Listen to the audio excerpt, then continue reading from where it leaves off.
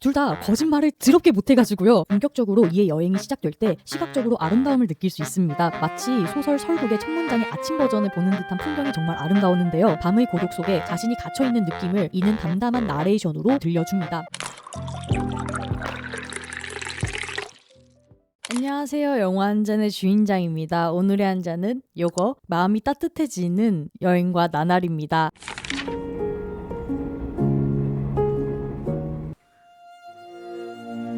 なあしてこんなどこさ来たの。ただなんとなくです。気分さなる話はどうだや。よし、今から行くか。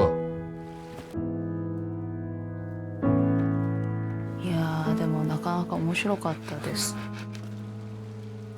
久しぶりに楽しいと思いました。 여행과 나날의 감독은 미야케 쇼입니다. 저는 아쉽게도 감독의 영화를 여행과 나날으로 처음 접했습니다. 그래서 감독의 작품을 찾아보니까 새벽의 모든 것이나 와일드 투어가 눈에 띄었는데요. 두 영화들은 극장에서 상영하고 있을 당시에 제가 보고 싶어서 막 눈독을 들인 영화였는데 이번에 만나서 반가운 마음입니다. 또 오늘의 한 잔의 주연 배우는 이분 심은경 배우인데요. 저는 심은경 배우를 너무 반가워했습니다. 이 배우를 극장에서 본 지가 꽤 오래됐는데요. 저는 심은경 배우를 써니나 광해, 수상한 그녀, 조작된 도시, 특별시민 그리고 신문기자로 만났습니다. 그래서 그녀가 얼마나 연기를 잘하는지 얼마나 진심으로 연기를 하는지 한국에서의 극활동과 일본에서의 극활동이 다른지를 알고 있습니다. 그래서 이 두 사람이 만나 조화롭게 탄생한 여행과 나날을 정말 기대하면서 봤고 아주 흡족해하면서 극장을 나왔는데요. 그래서 기회가 되신다면 꼭 추천드리는 여행과 나날입니다. 특히 이 들리는 사운드가 굉장히 좋거든요. 그래서 사운드가 좋은 극장에서 보시길 추천드립니다. 네, 이 다음부터 여행과 나날에 대한 스포일러 가득한 리뷰가 있습니다. 아직 영화를 보지 않았거나 볼 예정이신 분들, 스포일러를 피하고 싶은 분은 여기서 영상을 멈추고 영화 관람 후 시청하시길 바랍니다. 이번 여행과 나날도 정말 추천드리는 명작입니다. 극장에서 꼭 보고 오세요. 그럼 시작하겠습니다. 여행과 나날의 간단한 줄거리는 다음과 같습니다. 각본가인 이는 슬럼프에 빠져있는 나날을 보내고 있는데요. 그러다가 도망치듯이 여행을 떠나고 그 여행 속에서 벌어지는 일탈적임이 회복되어 종국에서는 슬럼프를 극복하는 듯한 이야기입니다. 이제 좀 자세하게 이야기를 하자면 여행과 나날은 극중극이 있습니다. 편의상 극중극을 여름영화라고 할게요. 이 여름영화는 원작이 있습니다. 바로 요분의 해변의 서경입니다. 극중에서 각본가인 이는 몇 해년 전에 해변의 서경을 원작으로 해서 각본을 썼고 이 여름영화가 여행과 나날의 초반을 장식하고 있습니다. 특이한 점은 관객이 보고 있는 여행과 나날 또한 원작이 있다는 점이고 똑같이 이분의 눈집의 벤상이 원작입니다. 그래서 여행과 나날은 두 원작을 극중극의 형태, 즉 액자식 구조로 아름답게 섞으면서 주제의식을 강조했습니다. 주제의식에 대해서는 후술하도록 하고요. 다시 줄거리로 돌아오자면 이의 각본으로 탄생한 여름영화는 여행자인 여성과 그를 맞이해주는 청년의 이야기입니다. 배경은 일본의 여름이고요. 한적한 바닷가 마을에서 두 사람이 만납니다. 여성은 여행으로 5일간 그곳에 머무를 예정인데 3일째 되던 날에 산속에서 산책을 하다가 청년을 우연히 마주칩니다. 청년인 엄마의 고향인 그곳에서 친척집에 머무르고 있습니다. 그리고 어렸을 때 11년간 그곳에서 살았는데요. 그래서 사실상 고향 같은 장소이고 그렇기에 여행객의 포지션은 아닙니다. 여행객인 여성은 마을 곳곳을 탐방합니다. 박물관에 들어가 보기도 하고요. 산속을 거닐면서 우연히 발견한 굴다리를 통해서 해변가로 나가서 남자를 만납니다. 먼저 말을 건 것은 여성인데요. 담배 피울래? 라는 말로 시작된 대화는 일상적인 대화로 이어집니다. 그러다가 청년은 문호곳의 무서운 이야기를 들려주겠다 하는데요. 저 곳에서 여성의 시신이 발견되었고 그 여성은 아기를 안고 있었다고 합니다. 그런데 그 아기는 백골아가 되어 있었습니다. 그 이유는 문어들이 다 뜯어 먹었기 때문인데요. 그럼에도 불구하고 그 여성이 아이를 꼭 안고 있었다라고 합니다. 그래서 여성은 이 이야기를 듣자 무서운 이야기가 아니라 슬픈 이야기라고 다시 말을 해줍니다. 이때 이야기를 하기 전에 카메라는 뜬금없게도 머리는 없고 어딘가 뜯긴 자국이 있는 물웅덩이에 있는 물고기를 비춰줍니다. 청년과 여성은 바다에서 산으로 이동하면서 대화를 해 나가고요. 이 대화는 사실상 밖의 영화, 이제부터 겨울 영화라고 할게요. 겨울 영화의 각본가의 심정을 드러내는 부분이기도 합니다. 핵심적인 대화 내용만 보자면 청년은 엄마에게 들은 이야기로 시작합니다.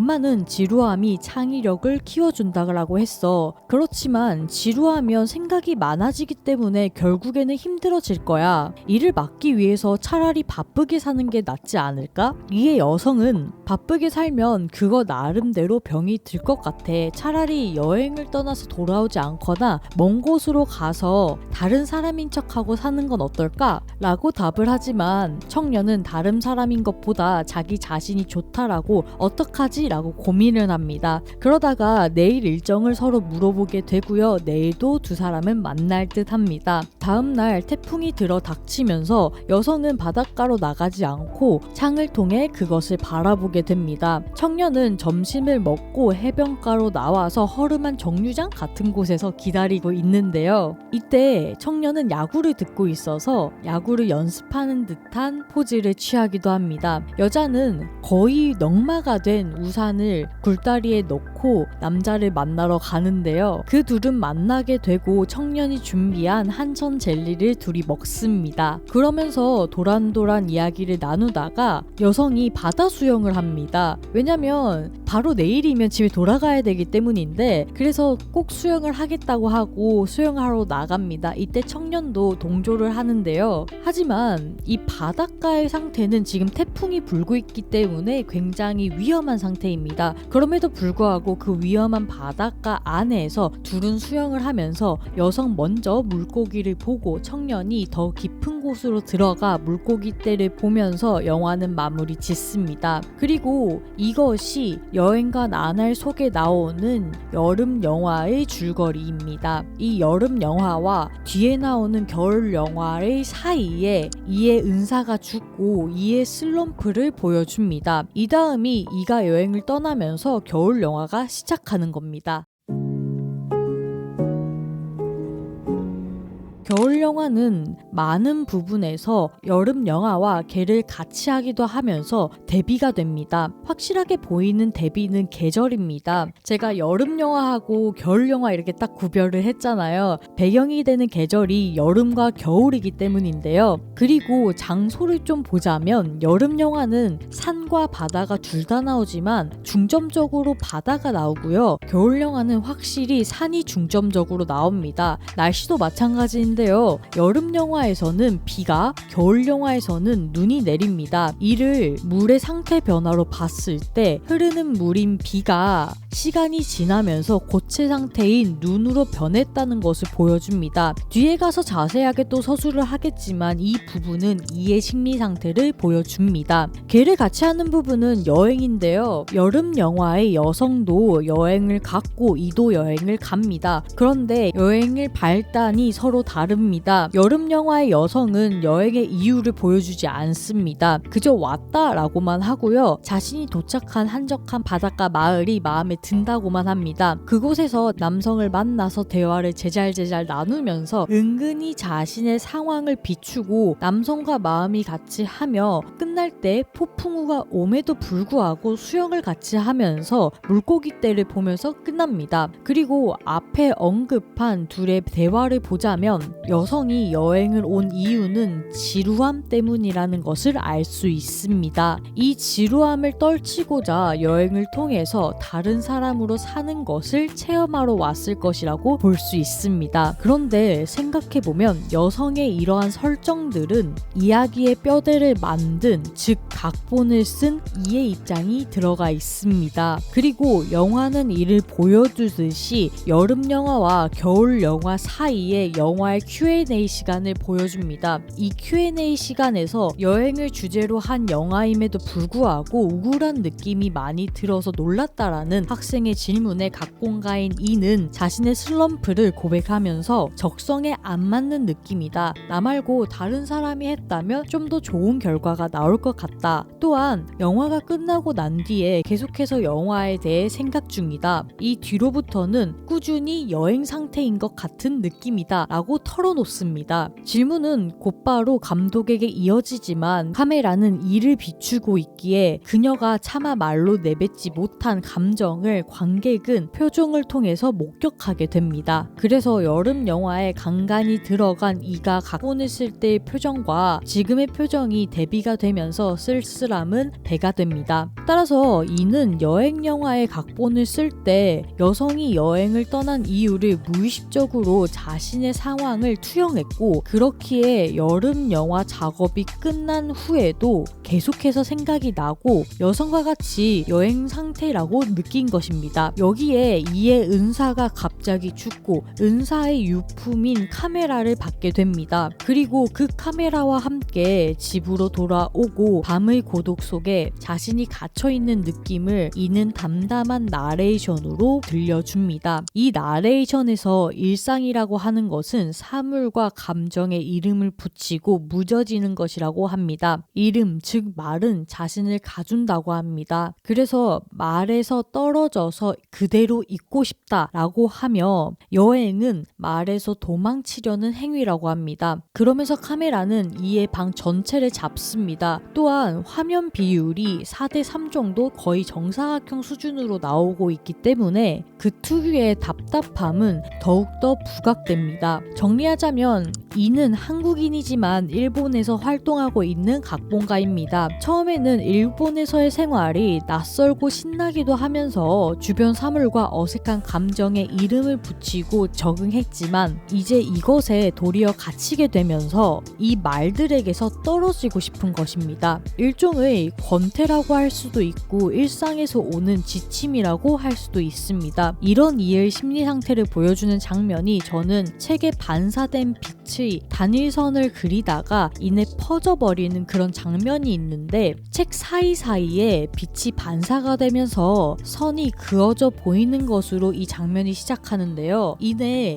그 선이 퍼지면서 마치 빛이 프리즘을 통과할 때 마냥 이렇게 퍼지게 됩니다. 물론 프리즘이 아니기 때문에 색깔은 없고 그냥 그 모양만 생각하시면 되는데요. 아무튼 처음에 선처럼 돼 있는 것이 일본에 막 도착했을 때의 모습인 것 같았습니다. 설레고 잘 적응하려 낯선 것에 이름을 붙일 때 일본에서 적응하는 기간이기 때문에 문화나 자신의 상황을 잘 알지 못하고 할 일이 너무 많기 때문에 당장 눈에 보이는 것들에만 집중합니다. 그러나 이내 생활에 적응이 되고 그곳의 문화를 알게 되고 당장 보이는 것을 해결하면 그 뒤에 있었던 부가적인 일들이 왕왕 쏟아집니다. 이것들을 빛이 퍼지는 것으로 연출한 것 같았습니다. 그래서 이는 이런 일상, 말, 방에서 도망치기 위해 카메라와 함께 즉흥적으로 여행을 떠납니다. 그래서 여름 영화와 겨울 영화는 단순히 공통점과 차이점으로 비교되는 1차원적인 관계가 아니라 이를 통해서 이의 상황을 통해서 복합적으로 얽히면서 다층적인 이야기를 서사합니다.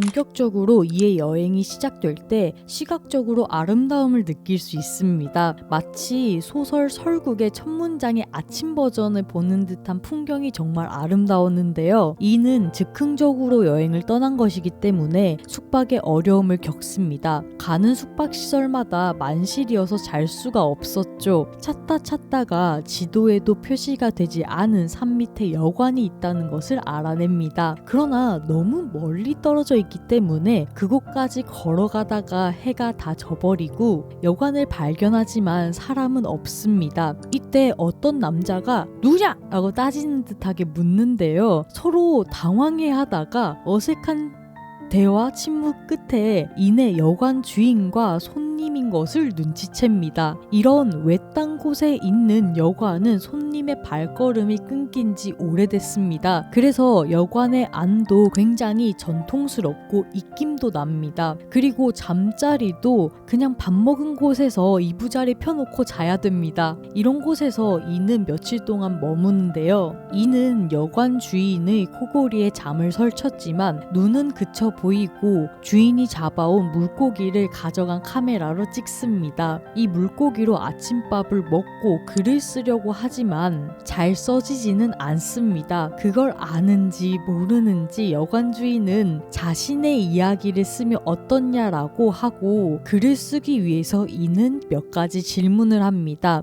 글을 쓰는 사람이다 보니 이는 무의식적으로 새로 던져진 여관이란 공간을 관찰한 듯 합니다. 그래서 토끼 이름이 볏장인데 그것은 누가 지은 거냐? 그러면 저쪽에 문에 그림이 있는데 그거는 누가 그린 거냐? 이런 질문을 하게 되고 여관 주인은 불편한 듯 내색하다가 가족이라고 말하곤 지금은 다 떠났다라고 합니다. 이 대화로 약간 어색해진 둘은 각자 할 일을 합니다. 다시 밤이 찾아오고 둘은 행복에 대해서 이야기를 합니다. 그러다가 어쩌면 자연스럽게 돈에 대한 이야기로 넘어가고 이는 잉어를 양식해서 파는 것 어떻냐라고 합니다. 이 말에 여관 주인은 바로 실행에 옮겨버리는데요. 이러한 대화 장면에서 대사와 대사를 이을 때 그 사이에 침묵이 자리하고 있습니다. 그래서 말을 뱉고 나서 침묵의 시간 동안 등장인물의 표정을 볼 수 있고 이때 그들이 느끼는 감정이라던가 생각을 떠올릴 수 있어서 좋았습니다. 아무튼 이 다음부터 굉장히 코믹해지는데요. 그 야밤에 비단 잉어를 가지러 가기 위해서 눈과 강을 뚫고 연마을 큰 집으로 갑니다. 연마을로 가는 것은 일종의 모험으로 그려집니다. 그러면서 여관 주인하고 이가 뭔가 유대감이 생기기도 합니다. 그를 잘 보여주는 대사가 강을 건널 때인데 여관 주인이 먼저 괜찮냐? 이러니까 이가 괜찮습니다! 이렇게 답을 해요. 그래서 이가 다시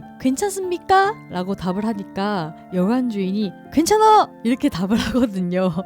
그래서 이렇게 티키타카 하는 것이 좀 웃기기도 하고 대화가 핑퐁이 되면서 그 둘의 유대가 생기는 것 같았습니다. 그래서 비단 잉어 유괴단은 연마을에 도착하고 이는 호수에 있는 잉어들을 찍습니다. 찍을 때 어떻게 살 거냐고 여관 주인에게 물어보는데 여관 주인은 비단 잉어를 사러 온 것이 아니라 서리하러 온 것이었습니다. 그래서 이는 범죄라고 말만 하지만 행동으로는 말리지 않습니다. 그녀 입장에서는 동조를 하면서 약간의 스릴을 즐기는 듯 했습니다. 이 둘은 황금 비단 잉어를 한 마리 훔쳐가지고 다시 여관으로 돌아왔습니다. 이는 잉어를 먹을 거냐고 물어보지만 이 잉어는 굉장히 비싸게 팔 수 있기 때문에 비싼 돈 주고 외국에 팔아버릴 것이라고 합니다. 그런데 이 잉어가 눈길 속에서 오는 와중에 통으로 얼어버린 거예요.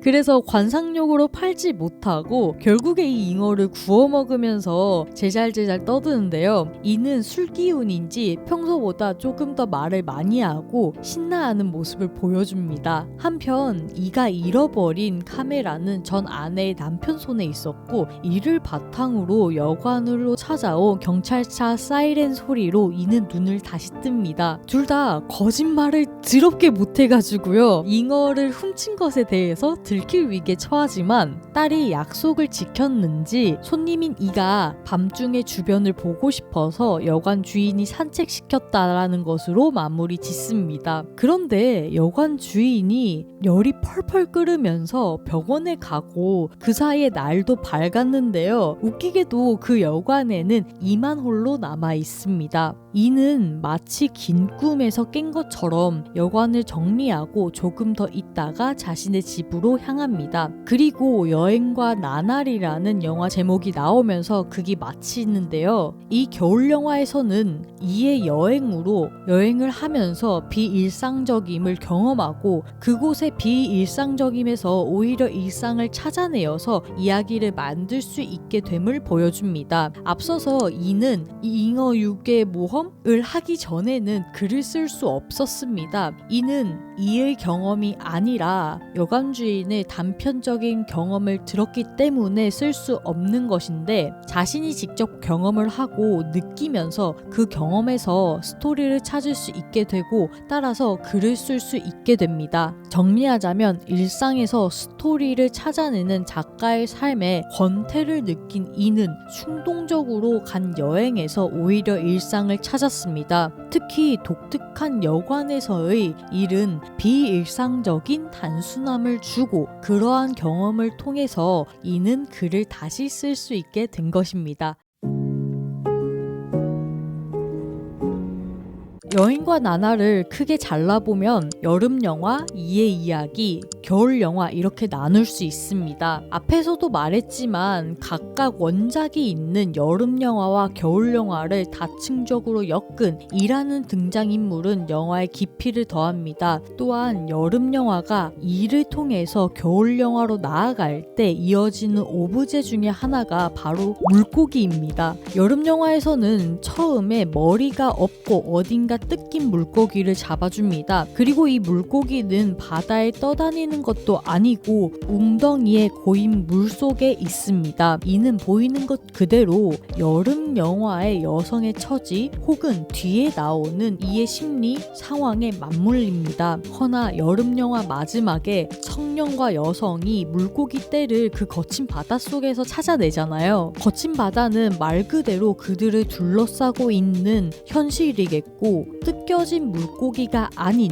생동감 있게 살아서 헤엄치는 물고기는 그 거친 파도 속 안에서도 살아있는 삶, 약간 희망의 이미지로 보입니다. 그래서 종국에 물고기를 발견하면서 그들은 향후 밝을 것이라는 생각이 들게 하죠. 이러한 물고기의 쓰임은 겨울 영화에서도 이어집니다. 근데 약간 반전이 돼서 이어져요. 이는 처음에 살아있는 물고기를 봅니다. 그리고 그것을 사진까지 찍어요. 이 이유는 저렇게 살아있는 물고기를 보는 것이 비일상적일 것이기 때문에 기록하고 싶은 마음이겠지만 물고기 그 자체는 여행을 막 와서 아직 생동감 있는 이를 뜻하기도 합니다. 그런데 시간이 지날수록 눈발을 심해지고 그의 영향으로 황금잉어를 유괴했을 때 그 잉어는 얼어붙었습니다. 이는 여행을 왔으니 역설적으로 찾게 되는 일상이 왔다는 것, 그리고 그 일상이 꽤나 재밌게 왔다는 것을 의미하면서 이의 모험극의 절정을 찍는 것입니다. 따라서 저는 여름 영화에서 죽은 물고기가 바다에서 살아있는 물고기로, 그리고 이 물고기가 잡혀서 얼음 물고기로 변하는 것이 약간 약한 강도로 이어져 있다라고 봅니다. 그리고 이러한 물고기의 쓰임은 사실 여름 영화가 여행이었고 겨울 영화가 일상, 즉 나날이었다는 것을 보여줍니다. 혹은